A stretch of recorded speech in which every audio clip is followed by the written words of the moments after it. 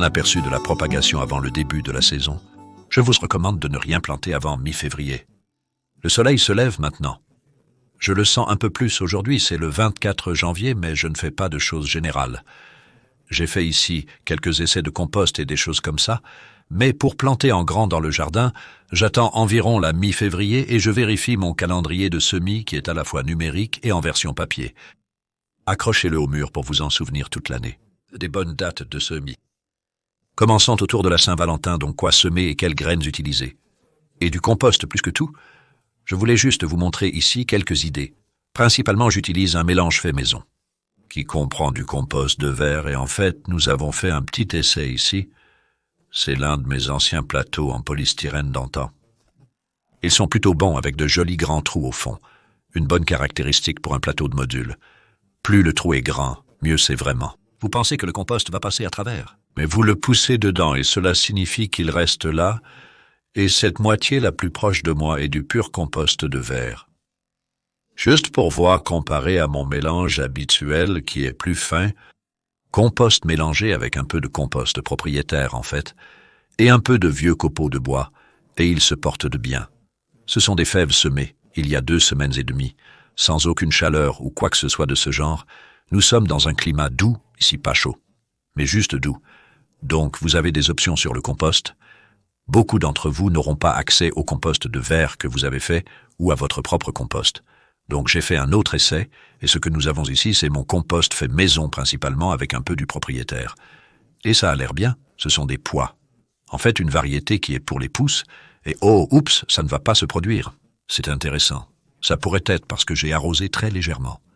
À cause du temps, et oui, il se décompose un peu plus que d'habitude, d'accord. Alors regardons celui-ci en comparaison, alors. Et j'ai le sentiment que cela pourrait mieux tenir ensemble, regardez ça, et c'est le verre urbain. Je les soutiens parce que c'est le seul compas que j'ai rencontré. Le commercial propriétaire signifiant que vous pouvez l'acheter, qui fait vraiment ce qu'il dit, donc c'est la version sans tourbe, je mettrai un lien dans la description de la vidéo où l'acheter. Le Peat Freeze de Pete a précédé cela pour clarifier, et c'est dans ce substrat que ces graines sont semées. Et cela n'est plus produit maintenant, mais c'est basé sur les moulages de verre. Et vous pouvez aussi voir comment j'obtiens de très bons résultats avec ces plateaux de modules, et ce sont ceux que j'ai conçus. Et je les ai délibérément conçus pour qu'ils contiennent une très petite quantité de compost. L'idée d'avoir la cellule conique est que vous obtenez un bien meilleur drainage au fond, et cela signifie que les plantes ne sont pas gorgées d'eau quand elles sont de petites pousses, elles détestent ça plus que tout. Donc, il vaut mieux avoir une petite quantité de compost, vous savez. N'imaginez pas que juste parce que vous avez de grandes cellules ou une grande boîte que vous allez obtenir de plus grandes pousses immédiatement. Elles prospèrent en fait quand vous les commencez dans un petit, et c'est pourquoi nous faisons quelque chose appelé rempotage parfois, qui est quand vous avez un petit pot comme ça. Disons que vous avez un concombre de cette taille. Alors vous prenez un pot comme ça et vous le remplissez, c'est très rapide. C'est en fait beaucoup mieux de faire ça. Ça peut sembler être plus de travail, mais si vous commencez beaucoup de graines dans des pots comme ça, vous allez obtenir cet effet de saturation d'eau. Ils ne peuvent pas possiblement remplir tout ça avec des racines. Vous savez, à ce stade de croissance, vous obtiendrez alors une sorte de compost mort qui prendra beaucoup plus d'espace dans votre zone de propagation. Donc c'est certainement quelque chose à penser, vous savez. Nous devons emballer ça ici, comme si vous regardez ces choux, qui étaient un autre petit essai. Et ça a l'air bien. En fait, ils n'avaient pas l'air bien. Pendant un moment, ceux-ci j'ai semé il y a très longtemps. 27e d'octobre, soit 2 mois plus tard que d'habitude pour le chou de printemps. Donc ce sont des choux qui ont été essentiellement dans ce plateau pendant 3 mois. C'est fou. Mais ce que je cherche à faire, c'est obtenir une plante vraiment forte avec une boule de racines solide. Ces derniers pourraient attendre un autre mois avant d'aller dans le sol. Et d'ici là, ils vont être de très forts choux. Et choux-fleurs et brocolis, ils peuvent tous supporter cela plus que la laitue dirait parce que j'ai trouvé l'année dernière ce semis de printemps que j'ai semé à la mi-février, transplanté à la mi-mars. Ils n'étaient pas tout à fait prêts pour cela. Alors que ceux-ci vont être de vieilles choses robustes de toute façon. C'est juste un petit quelque chose. J'essaye, mais vous pouvez voir à quel point cela a bien fonctionné du point de vue de ne pas saturer les racines en eau et de ne pas prendre beaucoup de compost. Parce que ce sont de petites cellules, 2 litres de compost rempliront un plateau comme celui-là. Où achetez-vous ces plateaux? Il y a maintenant des revendeurs dans de nombreux pays, mais pas partout. Nous venons d'en avoir un en Pologne. Par exemple, je mettrai une liste des revendeurs dans la description de la vidéo. En Suisse, c'est plus difficile. Il y a des problèmes de douane là-bas, nous y travaillons en Allemagne.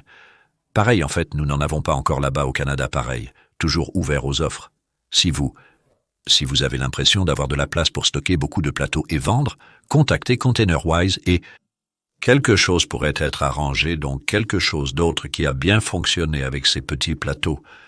Ce sont les pois de senteur que j'ai semés très tard en automne, comme début décembre, et l'idée est qu'ils restent ici à pousser lentement.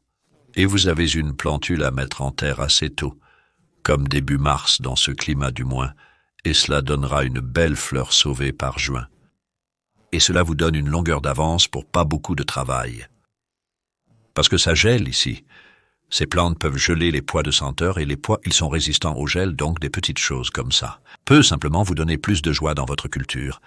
Et puis celui-ci aussi pour la salade d'hiver, remplissant des boîtes comme celle-ci que vous pouvez obtenir gratuitement avec du journal et du compost jusqu'en haut, appuyé assez fermement, et puis 6 ou 8 plantes dans chaque. Et vous pouvez continuer à les cueillir. Donc, j'ai récolté des feuilles de celle-ci pendant l'hiver. C'est aussi un essai de compost, parce que celui-ci qui se porte vraiment bien, je l'ai rempli de compost de champignons frais, donc c'était du compost de champignons, qui avait récemment été livré, la chaleur était chaude, 50 degrés. Évidemment, il ne fait pas 50 degrés là-dedans quand vous en prenez un peu et que vous le mettez dedans. Mais même ainsi, c'est du compost de champignons frais, qui est intéressant comme ça. Il fonctionne quand il est frais d'une manière que...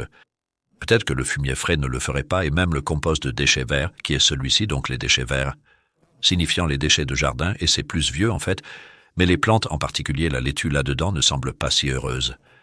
Et je pense que c'est parce que c'est trop dense, et j'ai eu un résultat similaire pas brillant avec mon compost fait maison dans ces boîtes, parce qu'il est plus dense, ce qui est bien dans les petits plateaux où vous avez la cellule conique et l'eau peut s'échapper. Donc cela réitère cette question de ne pas saturer d'eau. Je mentionnerai rapidement que vous savez, j'ai arrosé ici, très peu, pendant l'hiver. Donc ces plateaux peut-être une fois par semaine par exemple, en fonction du temps.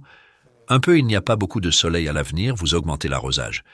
Mais je dirais généralement que plus de dommages sont dus à un arrosage excessif qu'à un arrosage insuffisant. Alors gardez cela à l'esprit, et je mentionnerai aussi mes collections de graines également, pour vous aider à rester sur la bonne voie avec Premier Seeds, direct. J'ai travaillé avec eux, et vous pouvez acheter des boîtes de graines adaptées à semer en mars, en avril, mai, et ainsi de suite. Et jetez un œil sur leur site web pour cela.